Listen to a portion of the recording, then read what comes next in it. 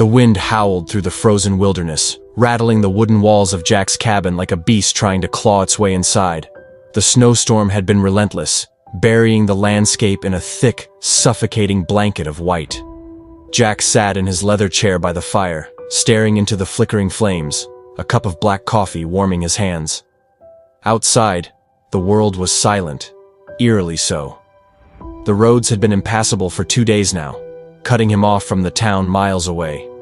He didn't mind the solitude. In fact, he had welcomed it ever since retiring from the fire department, preferring the quiet hum of nature over the clamor of the city. But then, through the moaning wind, a sound reached him.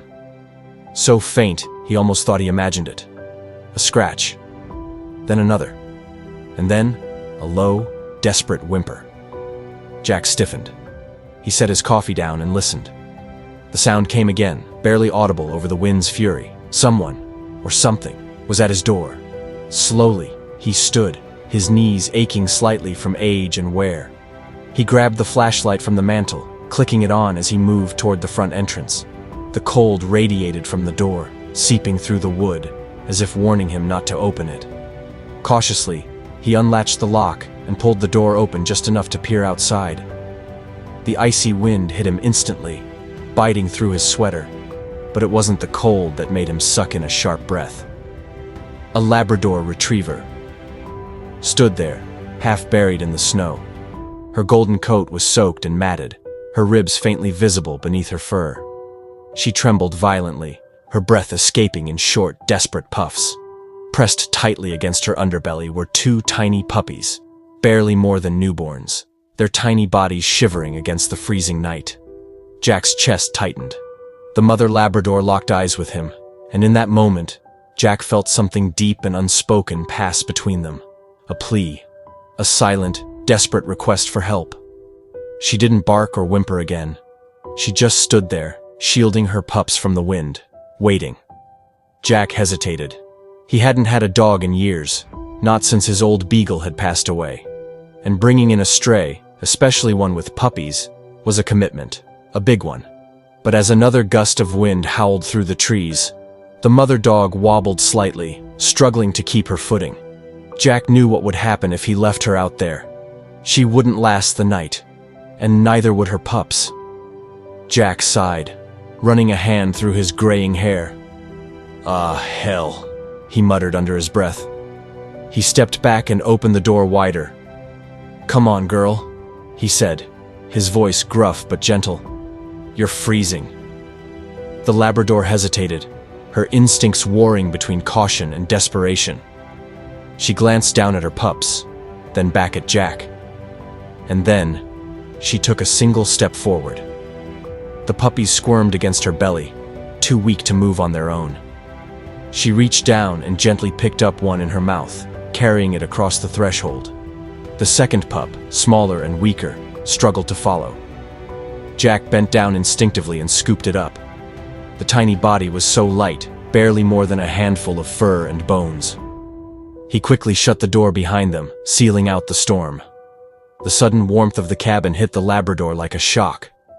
She flinched at first, her body trembling harder. But then she let out a long, exhausted breath. Jack grabbed an old blanket from the couch and spread it by the fire.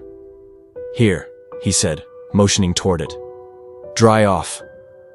The mother dog hesitated for only a moment before stepping onto the blanket. She curled protectively around her pups, nudging them closer to her warmth. Jack knelt beside her, taking a closer look. The puppies were tiny, their fur still damp and their eyes barely open. They let out faint, pitiful squeaks as they huddled against their mother. Jack reached out carefully, but the Labrador tensed. She didn't growl, just watched him warily, her body rigid. Jack held up his hands. All right, I get it. You're a good mama."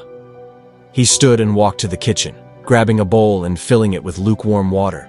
When he placed it near her, she sniffed it cautiously before drinking in slow, controlled laps. Jack watched, his mind spinning. Where had she come from? Had she been abandoned? Had she been out in the storm for hours? Days? One thing was certain. She had fought with everything she had to protect her pups. Jack rubbed his chin, staring at the little family curled up in his living room. He wasn't sure what he had just signed up for, but as he watched the mother dog finally close her eyes, letting exhaustion take over, he knew one thing. They were safe now, and he wasn't going to let anything happen to them.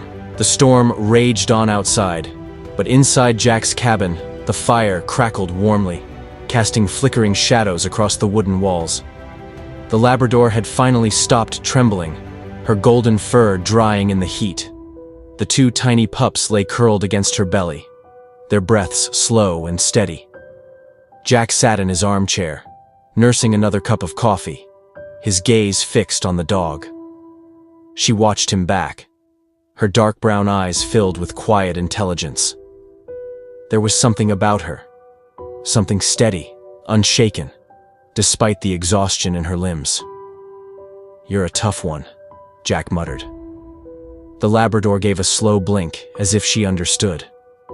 Jack wasn't the type to talk to animals, not like this. He had grown up with dogs, sure, but they had always been working animals, trained for a purpose, not companions.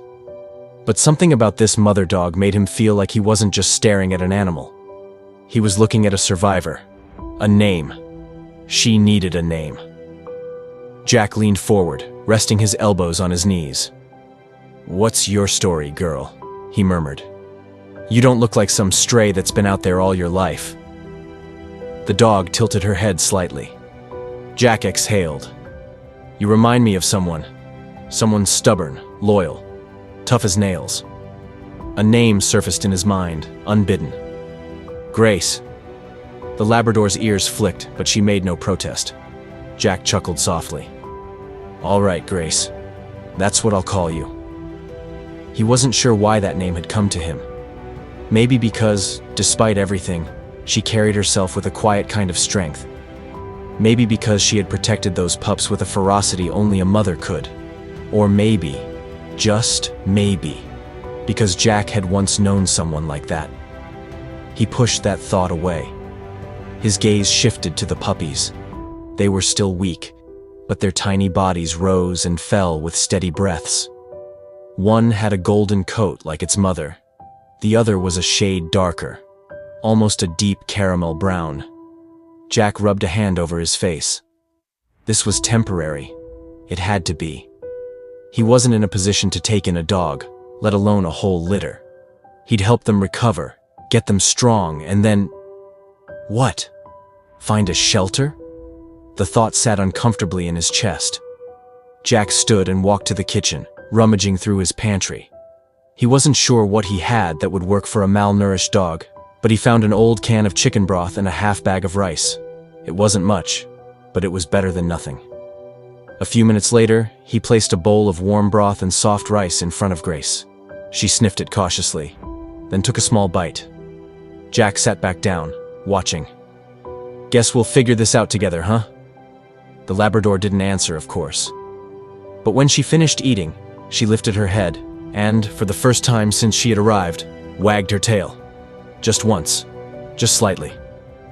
Jack felt something in his chest loosen. He wasn't alone in this anymore. The days passed in a quiet rhythm.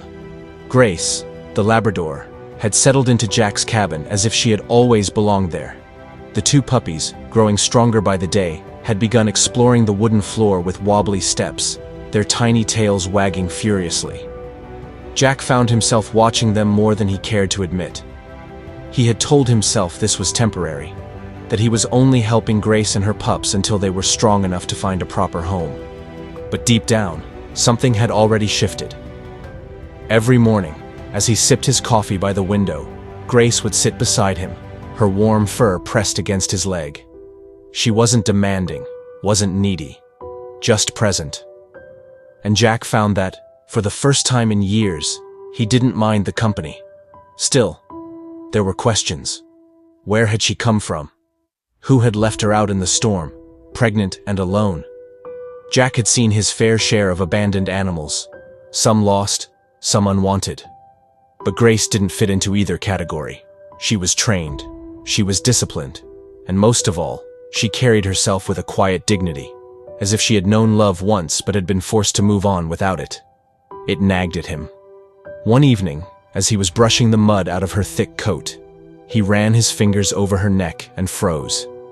There, underneath the soft golden fur, a faint mark, the ghost of a collar that had once been there. Jack sat back, exhaling slowly. Someone had owned her.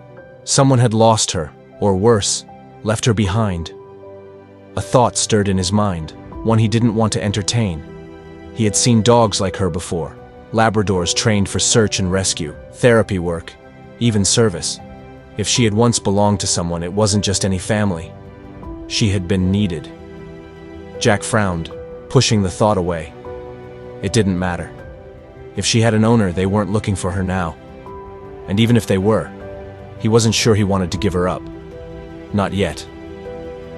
That night, Jack dreamed of the past, of long-forgotten fields, of a dog much like Grace, running through the golden grass, a young boy's laughter echoing in the wind, and of a loss so deep, so unbearable, that even now, years later, it still haunted him. When he woke up, Grace was there, her warm brown eyes studying him in the dim light.